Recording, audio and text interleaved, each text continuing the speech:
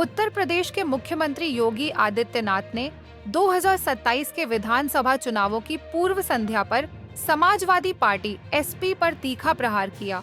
उन्होंने एसपी को सफा छठ सफाई के लिए तैयार रहने की चेतावनी दी, जिसका आशय है कि आगामी चुनावों में उनकी पार्टी सत्ता से एसपी को पूरी तरह साफ कर देगी। योगी का यह बयान राजनीतिक गलियारों में चर्चा का विषय बन गया है।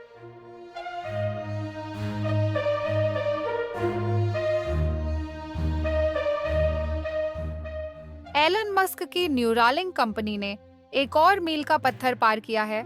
दूसरे मरीज में ब्रेन चिप सफलतापूर्वक प्रत्यारोपित कर दिया गया है। यह चिप मानव मस्तिष्क को कंप्यूटर से जोड़ने का काम करेगी, जिससे चिकित्सा विज्ञान में क्रांति की उम्मीद है। मस्क का दावा है कि यह तकनीक भविष्य में विकलांगता को दूर करने में सहायक होगी।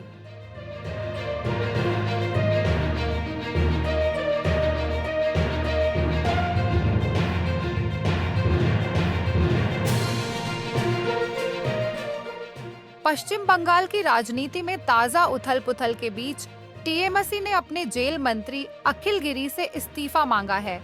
यह कदम उनके खिलाफ उठे विवादों के चलते उठाया गया है, जिससे पार्टी की छवि पर असर पड़ रहा था। इस घटनाक्रम से राज्य की सियासत में नई चर्चाएं शुरू हो गई हैं।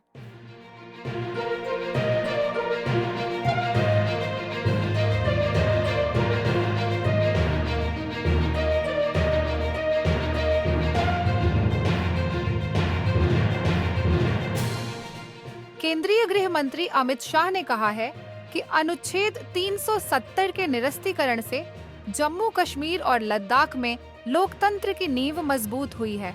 उनके अनुसार इस कदम ने इलाके में विकास के नए द्वार खोले हैं और जमीनी स्तर पर लोकतांत्रिक प्रक्रियाओं को बल दिया है।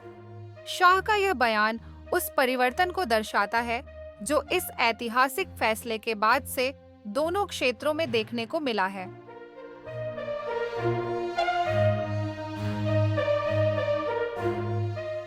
दिल्ली हाई कोर्ट ने अरविंद केजरीवाल की सीबीआई द्वारा गिरफ्तारी को उचित ठहराया है और उन्हें जमानत के लिए ट्रायल कोर्ट से संपर्क करने की सलाह दी है।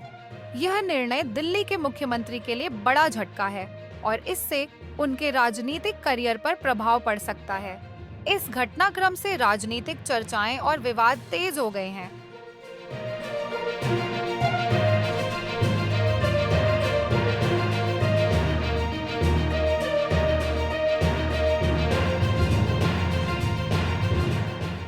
असम सरकार ने लव जिहाद के खिलाफ कड़े कानूनी कदम उठाने की घोषणा की है। मुख्यमंत्री हिमंत बिस्वा शर्मा के अनुसार यह कानून राज्य में धर्मांतरण के मामलों पर लगाम लगाएगा। साथ ही असम सरकार ने डोमिसाइल नीति को लेकर भी नए दिशा निर्देश पेश किए हैं, जिसके तहत सरकारी नौकरियों के लिए राज्य के निवासियों को प्राथमिकता दी जाएगी।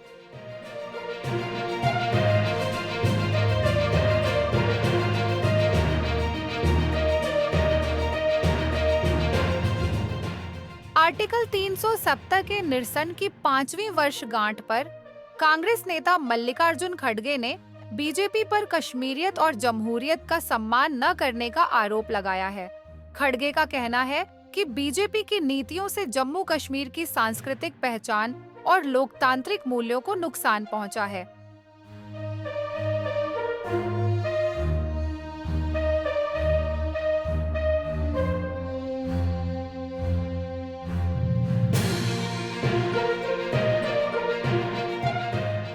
इंग्लैंड क्रिकेट के जाने माने बल्लेबाज ग्राहम थॉर्पे का दुखद निधन हो गया है। थॉर्पे की गिनती अपने समय के सबसे तकनीकी रूप से कुशल बल्लेबाजों में की जाती थी। उनके निधन से क्रिकेट प्रेमियों और खेल जगत में गहरा शोक व्याप्त है। थॉर्पे के योगदान को क्रिकेट इतिहास में हमेशा याद किया जाएगा। अमेरिका की उपराष्ट्रपति कमला हैरिस ने डोनाल्ड ट्रंप के उस प्रस्ताव को खारिज कर दिया है, जिसमें राष्ट्रपति बहस की तारीख बदलने की बात कही गई थी। हैरिस के इस फैसले ने राजनीतिक हलकों में चर्चा को जन्म दिया है और यह आगामी चुनावों के संदर्भ में एक महत्वपूर्ण कदम माना जा रहा है।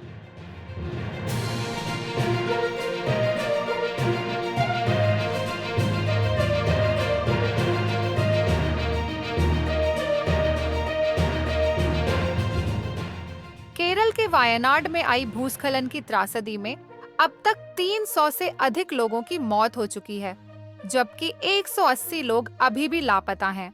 7वें दिन में प्रवेश कर चुके राहत और बचाव अभियान में सेना और स्थानीय निकाय सक्रिय हैं।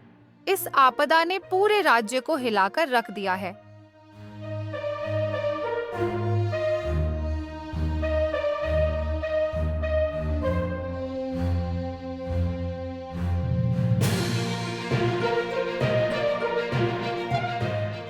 समाजवादी पार्टी के नेता अखिलेश यादव ने गोमती नगर मामले में मुख्यमंत्री योगी आदित्यनाथ पर निशाना साधा है।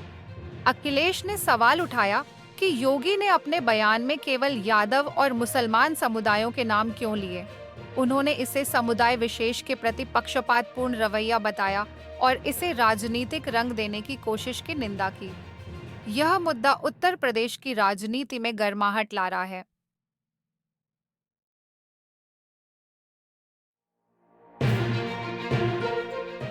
चुनाव आयोग ने 2022 के पंजाब विधानसभा चुनावों में भाग लेने वाले 6 उम्मीदवारों को विभिन्न उल्लंघनों के लिए अयोग्य करार दिया है। इस कदम से राजनीतिक दलों में हलचल मच गई है और चुनावी प्रक्रिया की पारदर्शिता पर नया प्रकाश डाला गया है।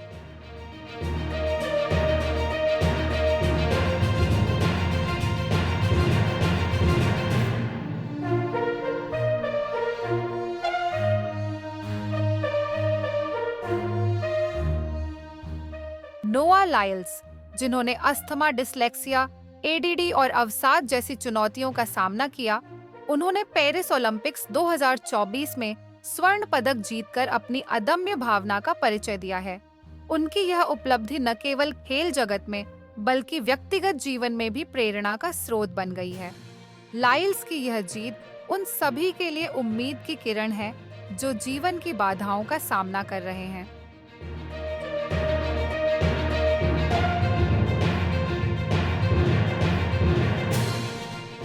बांग्लादेश में आज अचानक राजनीतिक उथल-पुथल हो गई जब प्रधानमंत्री शेख हसीना ने सेना की 45 मिनट की अल्टीमेटम के बाद अपने पद से इस्तीफा दे दिया। देश भर में चल रहे प्रदर्शनों के बीच यह घटनाक्रम सामने आया है। इस खबर ने न केवल बांग्लादेश बल्कि पूरे विश्व में चिंता की लहर दौड़ा दी है।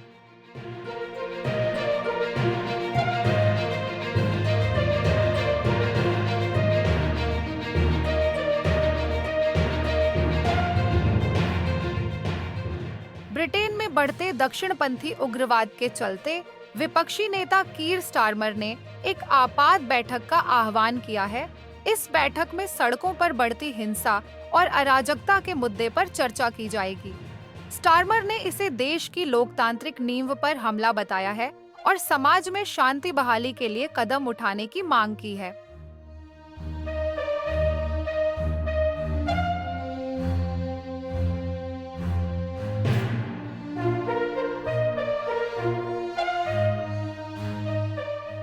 महाराष्ट्र की राजनीतिक जमीन पर नेशनलिस्ट कांग्रेस पार्टी के अजित पवार 8 अगस्त से हर विधानसभा क्षेत्र में 2-3 रैलियों के साथ पूरी ताकत से चुनावी समर में कूद पड़े हैं।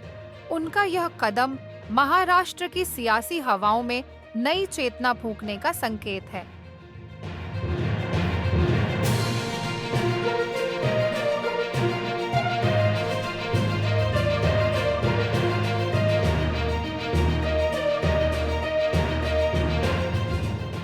बहुजन समाज पार्टी बीएसपी की प्रमुख मायावती ने SC/ST उपवर्गीकरण को अनुमति देने वाले सुप्रीम कोर्ट के हालिया फैसले पर असहमति जताई है। मायावती का कहना है कि यह फैसला समाज के इन वर्गों के बीच और विभाजन पैदा करेगा और उनके संघर्ष को कमजोर करेगा।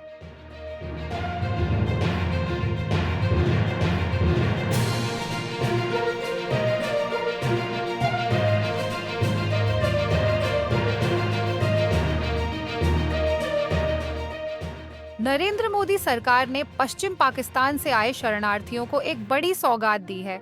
इस ऐतिहासिक निर्णय के तहत शरणार्थियों को जमीन के मालिकाना हक दिए गए हैं, जिससे वे अब गर्व से अपनी जमीन के मालिक कहला सकेंगे। यह कदम उनके जीवन में स्थायित्व और सुरक्षा की नई उम्मीद जगाता है और उन्हें समाज में एक सम्मानजनक स्थान प्रदान करता है।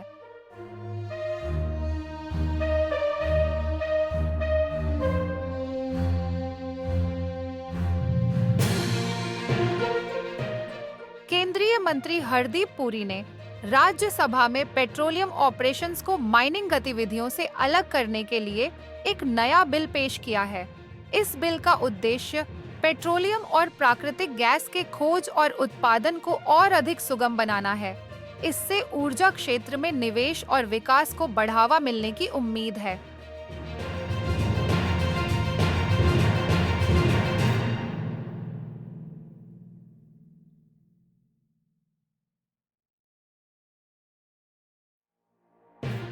कांग्रेस के वरिष्ठ नेता राहुल गांधी और प्रियंका गांधी वाड्रा ने दिल्ली में एक समूह के कुलियों से मुलाकात की।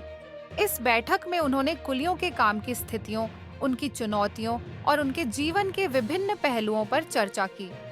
यह मुलाकात कांग्रेस के जनसंपर्क अभियान का हिस्सा बताई जा रही है, जिसमें वे विभिन्न समुदायों के साथ संवाद स्थापित कर रहे हैं।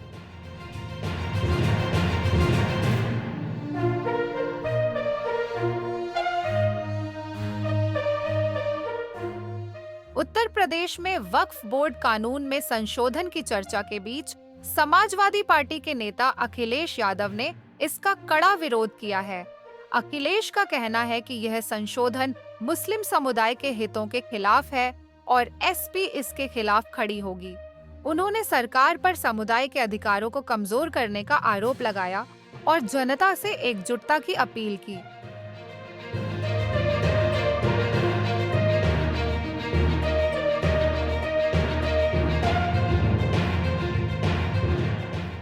भारतीय शेयर बाजार में आई भारी गिरावट से निवेशकों की जेब पर गहरी चोट पहुंची है।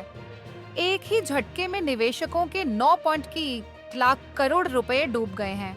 इस गिरावट ने बाजार की धारणा को नकारात्मक बना दिया है और आर्थिक विशेषज्ञों के बीच चिंता की लहर है।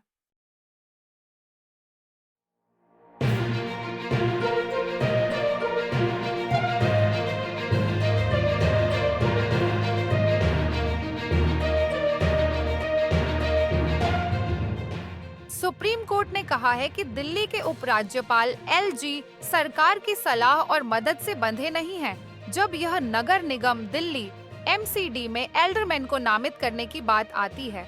इस निर्णय से दिल्ली सरकार और एलजी के बीच सत्ता के संतुलन पर एक नया प्रकाश डाला गया है। यह फैसला दिल्ली की राजनीति में एक महत्वपूर्ण मोड़ साबित हो सकता है।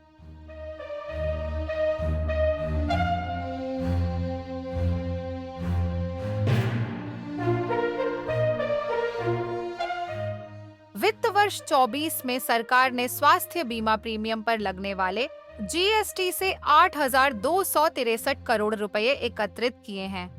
यह आंकड़ा स्वास्थ्य बीमा क्षेत्र में बढ़ती जागरूकता और निवेश को दर्शाता है।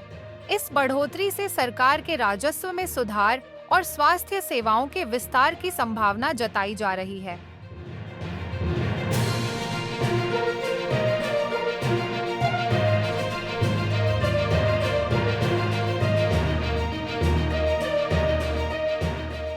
स्वास्थ्य मंत्री जगत प्रकाश नड्डा ने राज्य सरकारों से स्वास्थ्य सेवाओं के ढांचे में सुधार के लिए अधिक निवेश करने का आह्वान किया है।